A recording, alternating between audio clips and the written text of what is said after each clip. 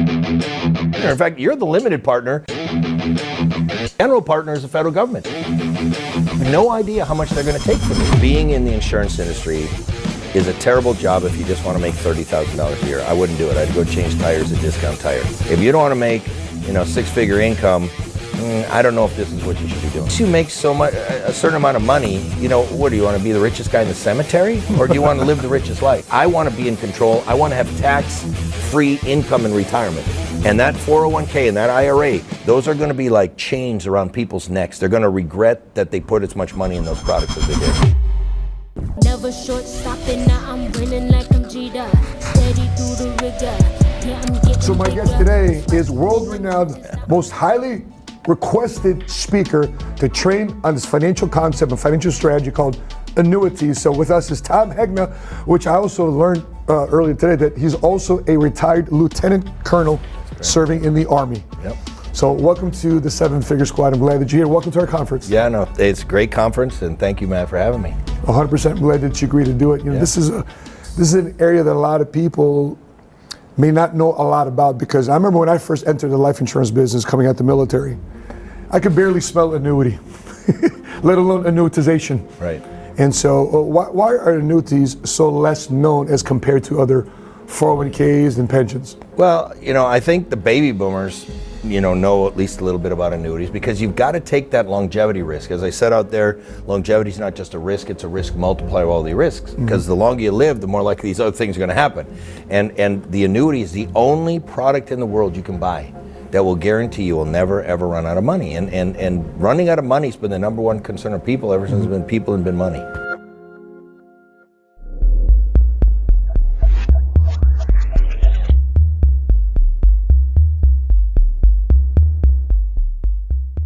When I first entered the insurance industry, I had to get both a life insurance license and a Series 6 license. And I quickly recognized, because this was the first world I entered in, I needed both licenses. I recognized too that when I went to conferences and I went to MDRTs, that certain guys just got recruited into life insurance. And certain guys just got recruited into the wirehouses and the brokerages. And they had their own opinions about each other. Like Wall Street would fight with Main Street. Right. Why do you think that dynamic happens? It's unfortunate, and what's really unfortunate is some of these Wall Street people call themselves fiduciaries, but they're not recommending annuities, they're not recommending life insurance, they're not recommending long-term care insurance. So I call them fake fiduciaries, because if you're really going to act in a client's best interest, you have to be in their best interest no matter what happens. If the market crashes, or if they live a long time, or if they die tomorrow, if you just have a stock portfolio, that's not going to protect your family. If you live too long, you're going to withdraw all the money out of the stock portfolio. So you need to have insurance-based products if you want to have an optimal retirement. You can have a retirement without it, but it'll be suboptimal, less than what it could or should be. And so if they want it to be optimal, and these fiduciaries who say they're acting in the client's best interest, why would they want to build suboptimal portfolios? I still haven't figured it out yet. Tom, there's so many different ways you can strategize and plan for your finances. Especially today with TikTok generation, I call them, Gen Zs, Gen X, the millennials and the baby boomers coming up. And a lot of them get confused because they see it's so well marketed, how you can put your money into crypto. Yep. I made $1 million selling a cartoon image called an NFT, and this and that. Was so much confusion. And I'm sure as you've been coming up in your days, there's also a lot of confusion too as well. How do you cut through all the riffraff? Well, what's funny is I did a positive post on crypto a couple years ago, and I got all these, Tom, you've been hacked. You would never say anything positive about crypto. And I said, no, because I've got my basic living expenses covered, because I got life insurance going to my family, guess what that frees me up to do? Take a little more risk with some of my other money. And I was the biggest Bitcoin non-believer for years, because, it's nothing. It's the greater fool theory and all this. But I watched CNBC a couple years ago, and there was a guy on there who convinced a non-believer like me that Bitcoin could hit $1 million. He said, if this happens, it'll be $1 million. And I'm sitting there thinking, it could. Yeah. And he said, all I'm recommending of my millionaires and billionaires is that they put 1% of their portfolio in crypto. Yep. Because if you lose 1%, not going to hurt you. If it goes to $1 million, it's going to really help you. So I said, that makes sense. My portfolio goes up but down more than 1% a day. Yep. I put 1% of my portfolio back when Bitcoin was like $3,000. Well, when it hit $68,000, a couple months ago, that 1% portfolio was over $1 million. 1%. So I mean, that it just shows you. But I don't think millennials should be putting 30, 40, 50, 80% of their money in crypto, and some are putting everything. That could end in tears, because it could go to zero. Like, I'm not saying it's going to go to a million. I'm saying it could go to a million. It could go to zero. I don't know. I'm willing to risk 1%, but I'm not willing to risk 70, 80, 90%. And where it was at earlier this year was 92,000. Yeah. And I became a crypto millionaire. And if you sold at that time, you most likely locked in that reality. Yeah. But if you didn't, or people doubled down, we're back down to 43,000 now. You lost half of what you put in that, and that's the big risk. So in other words, what you're saying is, if they consider putting an annuity component, they that frees them up, now listen, I've challenged some insurance companies. I said the first insurance company that comes out with a crypto indexed fund or a crypto index annuity or crypto IUL. That's exciting. Imagine, imagine. And let me be on that product. I could crypto push index. You know, no cap on the crypto and a guaranteed floor, that'd be insane. That'd be insane.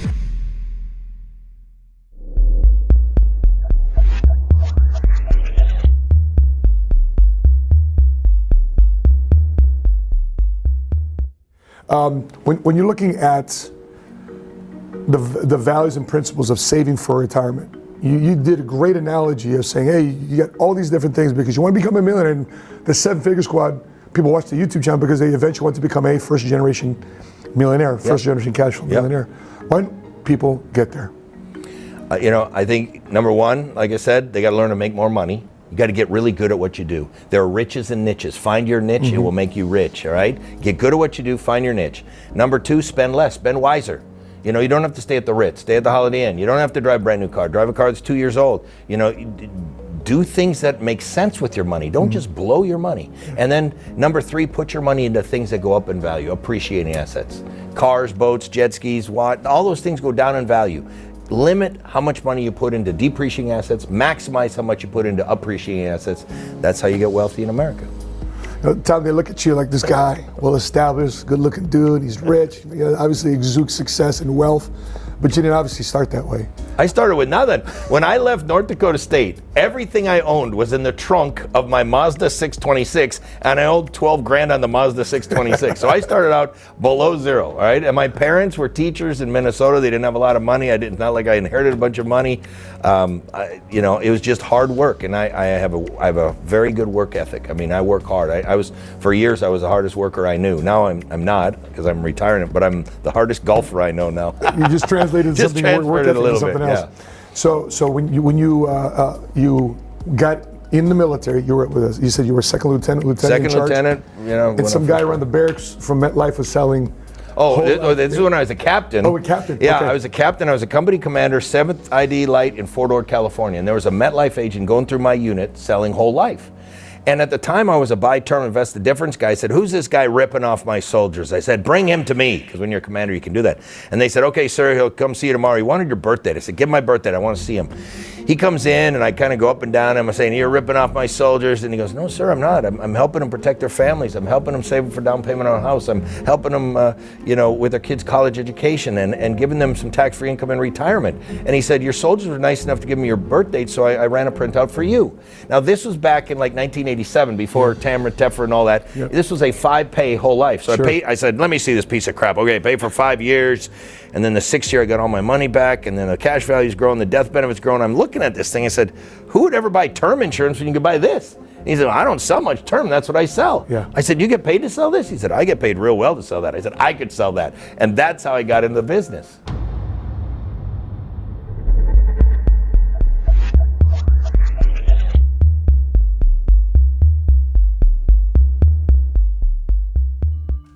So there's different levels of financial education or different levels of financial awareness, because you got the Dave Ramseys of the world, you got the Susie Ormans of the world, and they're always talking about buy term, invest their friends, and he has his own term insurance company that he will refer you to as well if you want to quote. So how do we put that argument to have a different light? Because it seems to be end all be all, only buy term. Yeah, well. First of all, I agree with a lot of Dave Ramsey says, cut up your credit cards, stay out of debt. I agree with that. But the life insurance, he gets totally wrong. And I tell people this very simply. You've been told a lot of stuff about life insurance. Let me share with you the ultimate truth, because here's the ultimate truth. The only policy that matters is the one that's in force on the day that you die. Less than 2% of term policies are ever in force on the day that you die. Now, that doesn't mean term is bad. What that means is term is there when the kids are little, when the bills are high, when the paycheck is low, you buy term insurance to get adequate coverage. But if term is your only policy, you're going to die with zero life insurance in force over 98% of the time. You can't use term to leave a legacy to your children if you're 70 and 80 years old and die. No, term's too expensive. You have to cancel it. You can't use term for some business. Can't use term for estate planning. So this whole thing that only term, it doesn't work. It doesn't work. Term only pays if you die young. And then his thing is, well, you won't need life insurance when you're older. You're going to be rich. You're self-insured. Well, I can prove that one wrong, because who buys the biggest policies? Old rich people do. See, if Dave was right, old rich people wouldn't buy any life insurance. They buy the biggest policy. So he's dead wrong on that.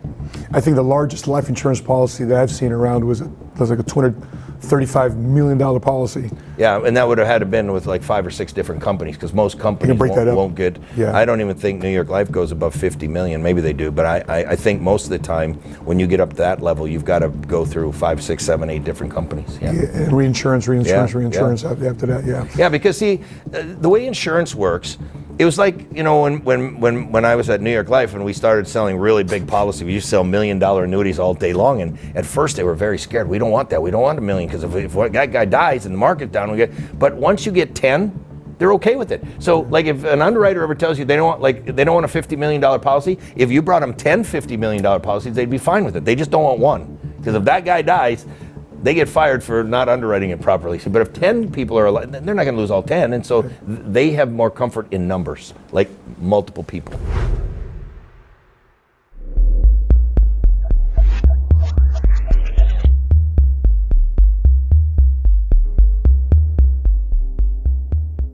We were talking about downstairs, probably one of the greatest stories that has not been shed a lot of light on was the recovery of AIG by Bob Ben Moshe. Yeah.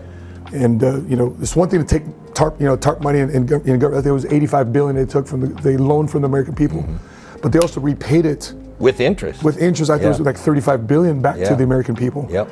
Why doesn't the coverage of the insurance industry and its brilliant executives, how come it never gets the shed of light like Wall Street? Because the media, if it bleeds, it leads, and if it's good, they don't do it. I mean, why aren't we seeing the success stories all around the country of people who came from nothing and they worked their way up? Well, they don't show that. They show, this poor victim, that poor victim, we're a victim society, and so they show all the negative. They never want to show the positive. But that's what your podcast, and it shines the light on some of the positives that are out there.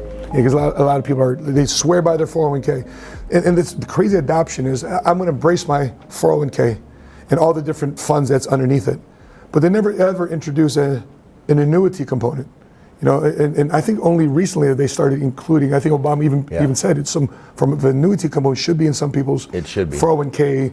But here's how I handle the 401k. When somebody says, "Hey, I got $1 million in my 401k," I say, "Great. How much of that is yours?" They go, "What do you mean? It's all mine." I go, "It's not yours. You got a partner. In fact, you're the limited partner. The general partner is the federal government. And you have no idea how much they're going to take from you."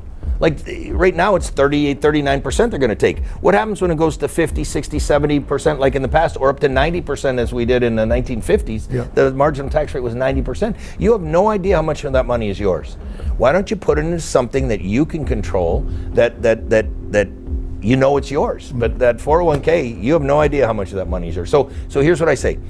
401ks made sense when tax rates were coming down. You get a tax deduction up here, it grows tax deferred, and you retire and you pay tax down here. But we know taxes are going to have to go up. So how much sense does it make to take money out of your check today, defer that baby till taxes go up to 50, 60%, then I'm going to take it out and pay? That doesn't make any sense. So what I tell people is this. You sit down with your client, say, does your company have a 401k? Yes. Does it have a match? Yes. Explain the match. Well, if I put in 4%, they match with 4%. Okay, good, I do that. That's 100% rate of return. But above the match, I wouldn't put in my 401k anymore. I would put that into cash value life insurance because I want to be in control. I want to have tax-free income in retirement. And that 401k and that IRA, those are going to be like chains around people's necks. They're going to regret that they put as much money in those products as they did. Sure. Talk to them about tax diversification. Don't put all your money in the pre-tax bucket. Tom, you're not only talking the talk, but you're walking the walk. Yep. You have a bunch of annuities yourself. I think you have like 11 annuities. Got millions of cash value in life insurance. And that's the question I want to ask you. But where's the majority of your wealth? In cash value life insurance. How come? because I want to have tax-free income and I want to protect my wealth from, lawsuits and things like that. And so that's why I have it there for, once you make a certain amount of money, what do you want to be, the richest guy in the cemetery, or do you want to live the richest life? I always ask people, I don't want to do that. Oh, you're trying to be the richest guy in the cemetery. Okay, I get it. I thought you wanted to live a rich life. I'm trying to help you live a rich life. Right. But too many people, they just think, they got to keep making. I just want to protect what I've got now. Tom, you made a very good point on stage too as well. You said, I don't want to leave my kids money. I want to leave them life insurance. And why? Because they get it tax-free. And I do it for pennies on the dollar. So I spend 15 cents on the dollar to leave my kids $1 million tax-free. I get to spend the other $850,000. So I spend $150,000 to leave them $1 million, and I get to spend the other $850,000. To me, it makes sense. So just take a little bit of that portfolio, put it into the life insurance policy, and go ham. And then go spend your money. Go travel the world. Yeah.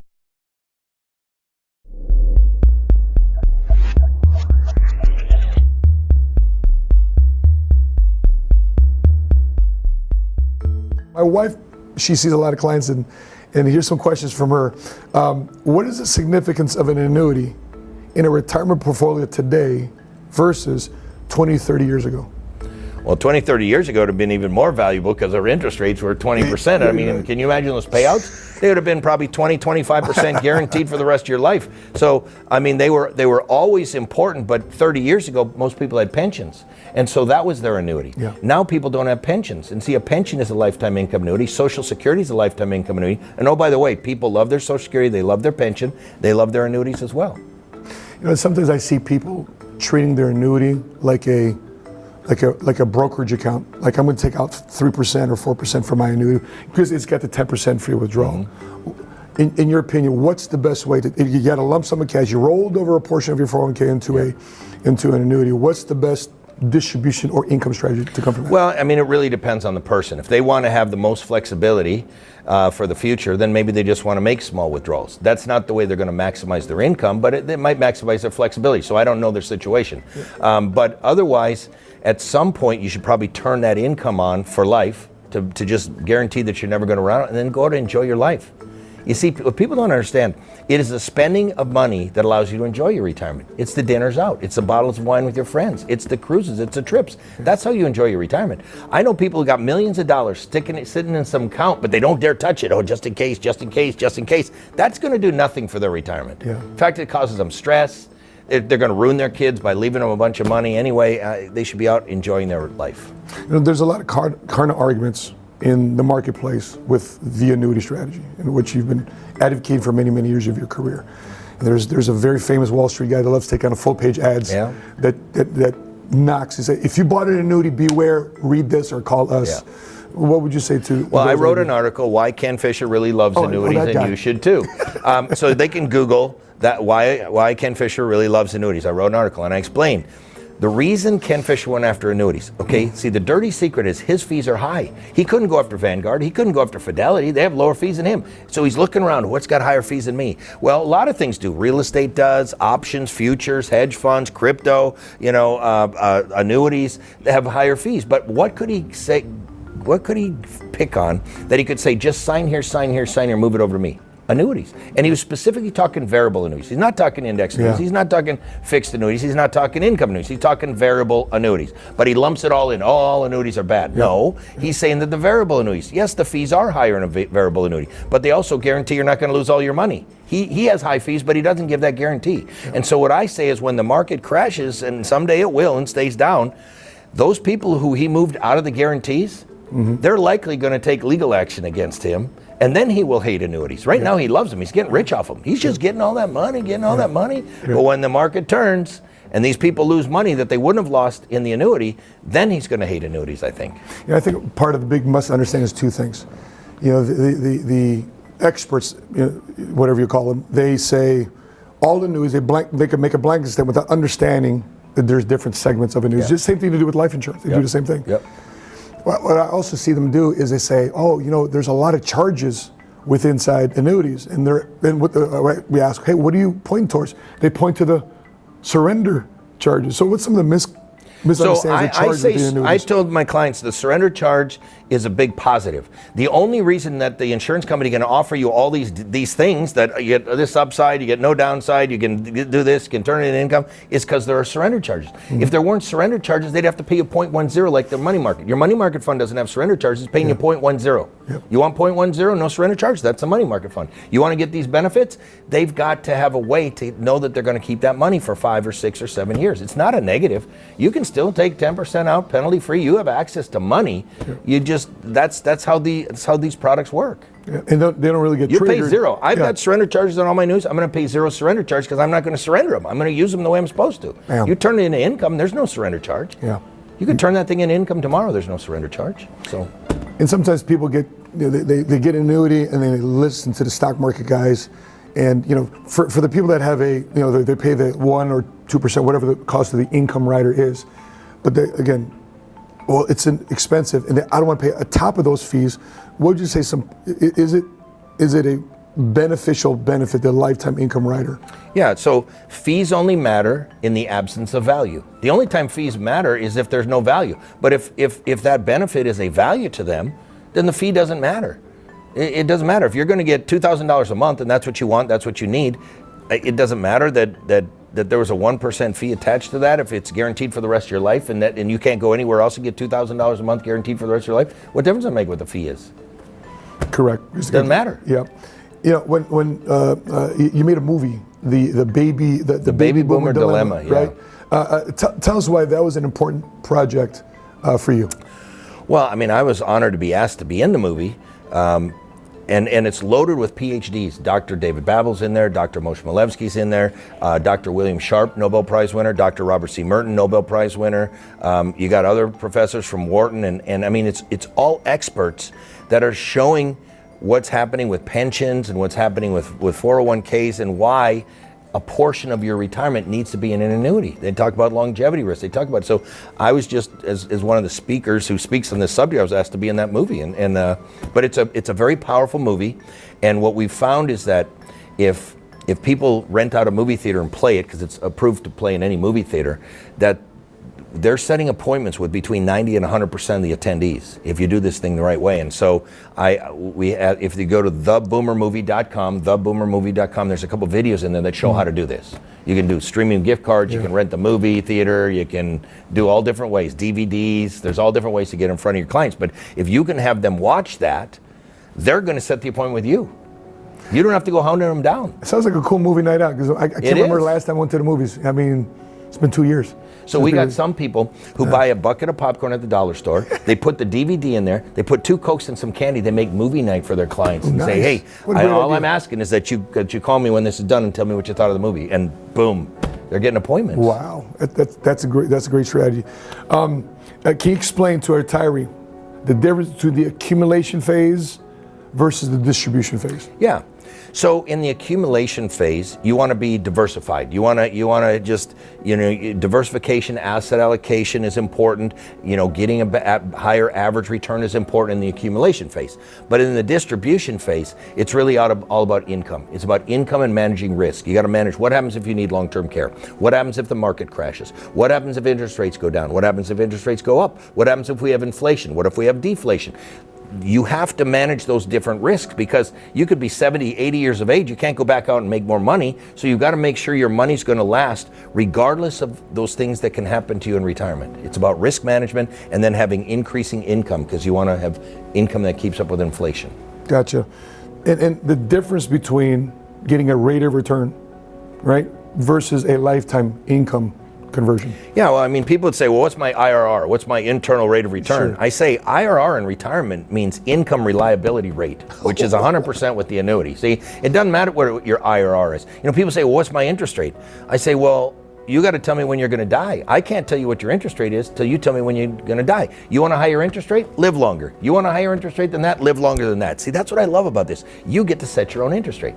But the second thing I says, the interest rate doesn't matter. What matters is how much income are you going to get for the rest of your life? Because there's no other product you can buy that will guarantee you a higher paycheck for the rest of your life. And that's what matters. It doesn't matter what your IRR is. What matters is nobody else can beat this. So what difference does the IRA make? Nobody else can beat it. There's no other product, no stock, no bond, no crypto that can match what that can do.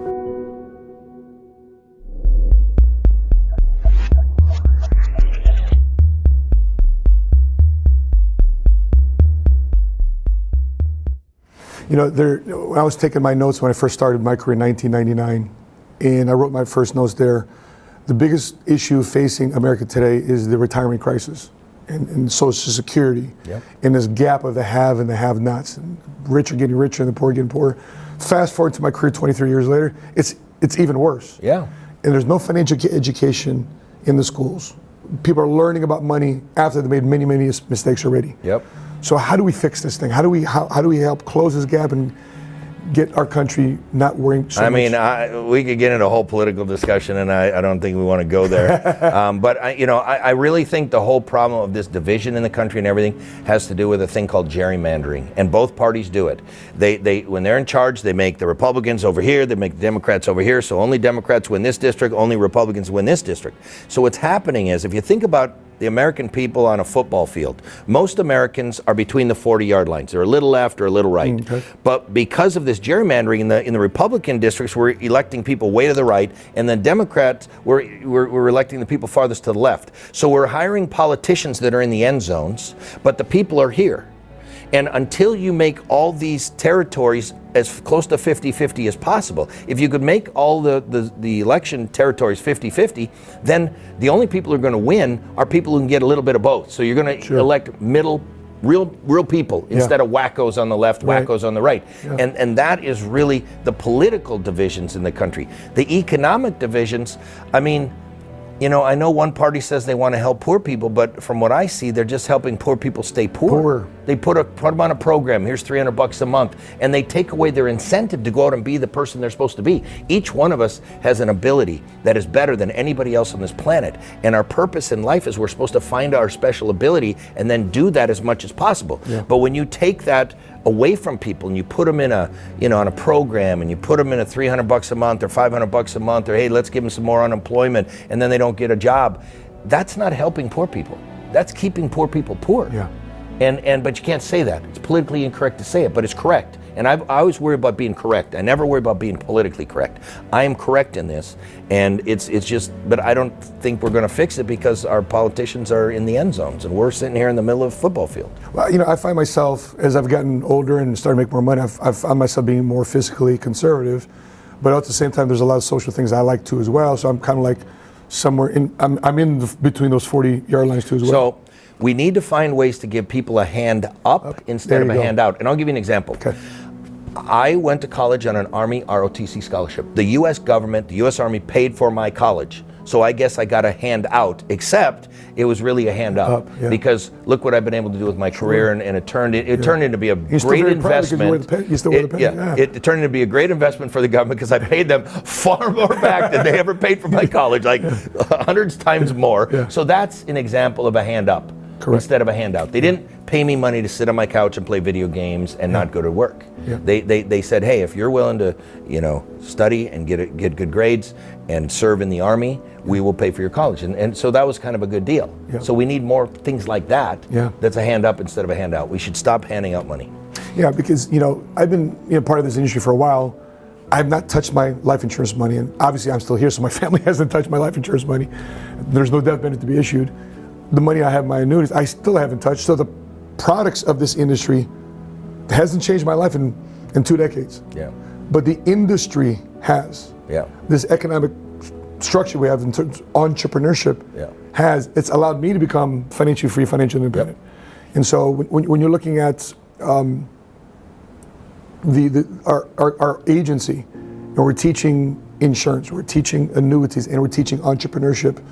We find that as a blend of what we're doing. And I see the insurance industry lacking in demand. So the last question I want to ask you is, we're an industry guy. You're an advocate for our industry. We need more bodies in this field. We need more people to be helping and serving other people. What would you say those who are in the midst of this great resignation era, and why should they consider the insurance industry? Well, I'll say this. Being in the insurance industry is a terrible job if you just want to make $30,000 a year. I wouldn't do it. I'd go change tires at Discount Tire. But if you want to make 150, 200, 300, 400,000, it's, I believe, the easiest, fastest way to get there. You don't have to buy a McDonald's franchise. You don't have to spend millions of dollars on franchise materials and equipment and property and rentals and all that, and hiring people. You can do it yourself. So I just think the entrepreneurial, if they come in with an entrepreneurial spirit that they want to be a business owner, you can make a lot of money. If you think you're going to come in and be an employee, you're going to be pretty miserable, I think. So I told my people, if you don't want to make six-figure income, I don't know if this is what you should be doing. I think you should maybe do something else. But if you really want to make six figures, I can show you how to do that. Yeah, man, if you Google the industry most likely to make you a millionaire, number one at the top is financial services. Check it out. It's not my website. You go check out the site. So, Tom, I appreciate your time, your Thank energy. you, Matt. If you want to find more about Tom Hegna, where can more people find more information? TomHegna.com. I've got some free webinars at TomHegna.com/webinars. I've got that Jumpstart package. They can go to TomHegna.com/Jumpstart if you want to get a great package deal on some stuff. So. Very cool. And for the first, what do you think? The first 10 people that drop a comment below, your biggest takeaway from Tom Hegna, we want to circle back with you because we want to get you his book, Paychecks, not play checks, right? And, Paychecks and play checks. Paychecks and play checks, excuse me. Paychecks and play checks, first 10 people that drop a comment below. And with that being said, guys, I'm going to have Tom Hegna here from Daytona Beach at our To the Moon conference. I'm your Money Smart guy, and until we meet again, continue to live smart, continue to love smart, and be money smart today.